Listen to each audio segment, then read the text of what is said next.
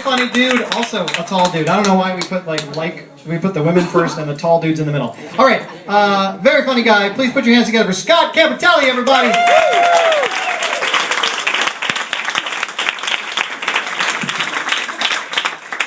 Thank you. Thanks for coming. Oh shit, Eric, I said it. Recently, I decided to go back to therapy. Thought I needed a little reality check on whether my life was a total shambles, as it seems. After only 50 minutes, he confirmed it. Speaking of head cases, I adopted my dog from the fuck-up section of the Humane Society. He's like living with an extreme athlete. He wants to run all day, jump. He wants to wrestle with larger mammals. He wants to achieve great feats. Me, this is not my lifestyle. Some people say that over time an owner starts to look like his dog. I wish. My dog is 70 pounds of solid muscle. He's ripped, black, sleek. Just my luck, he probably has a long life ahead of him too. We couldn't be more different. One problem he has an aggression issue. Basically, if he doesn't know you, he does not want you to come up to him and say hi. He doesn't know you. So, basically, he doesn't trust people, especially if they're friendly, which makes perfect sense to me. And so, what this leads to, though, is some strange situations due to his attitude. Like, recently we were taking a walk, and we're walking down the street. On the other side of the street, two little girls and their mother are out on the front lawn enjoying a nice weekend day, beautiful day.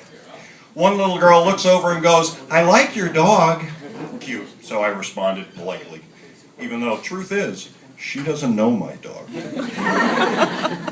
And then the other little girl whipped around and started screaming and waving her arms and running toward us. He doesn't know her. So he's now appropriately suspicious of this little girl. The leash is tightening. And luckily, because of her little girl legs, she's a slow runner. Because I'm a slow thinker. As I'm watching her, I'm playing out scenarios in my head. So I say nice and loud, "That's not a good idea." Little girl is still screeching and flailing and still coming. Her mother catches on to my subtlety, though, and at the top of her lungs yells, "Becky, stop! Do not go over there. Stay right here." Which raises the general anxiety level, but stops Becky, which is good. The crisis is averted. This is why I have one of those special updatable bumper stickers on my car that reads, "My dog has not killed in 244 days." I change that number every day. It's a lot like those other bumper stickers you see where "My kid's an honors student." Everybody has those. Matter of fact, the difference is my dog deserves this bumper sticker. I've been to those middle school honor roll assemblies. Who the fuck isn't on the honor roll? That's the kid who needs the bumper sticker.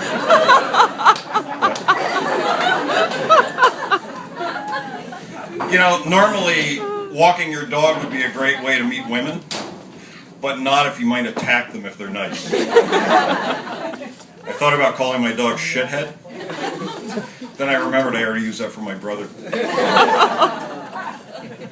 Some of you know my brother. I actually got my dog because my girlfriend wanted him. You know, it's a nice idea, rescue a shelter pet, give him a good home. And then we realized it wasn't a good home for us. So his therapist thinks maybe my dog feels responsible for us splitting up. I'm just kidding. That's the one thing I have not spent a shitload of money on, his therapist. So then another girlfriend of mine starts talking about having a kid, which makes me think, wait a minute, I don't like where this is going. Bad enough getting saddled with a fucking dog. My flight response kicked in. Speaking of sex, I went to a Catholic funeral recently. What I love about the Catholics is everything's a mass for them. 47 minutes, you're out. They love their regimen. So the priest starts talking about when you die and go to heaven, all of your loved ones are there waiting for you so you can be reunited. So I have a couple problems with this vision of heaven. Number one, unless his time in heaven has transferred upon my father some Dalai Lama-like tendencies, I'm not sure why to expect this reunion to be all warm and fuzzy. Second, you put in your time on this earth, you just died, it might have been traumatic. Next up, in heaven, you're stuck with your fucking family? For eternity? I mean, they're nice enough people, don't get me wrong. But seriously? Of all the fascinating dead people you can spend eternity with. So it makes me think, so what are we sitting around talking about work and the relatives? Shit. I can just imagine it. I arrive in heaven, there's my mother waiting. Well, dinner was ready half an hour ago. Guilt beyond the grave. Again. But I do want to, speaking of prayers, one of my prayers has been answered recently, and I'm very happy to share this with all of you. I was granted a patent recently. I've been working on a niche product, which is targeted at men of a certain age who are averse to invasive surgery. I'm very happy to invite any of you tonight for purchase or investment to get involved. Matter of fact, I brought one of the early samples with me.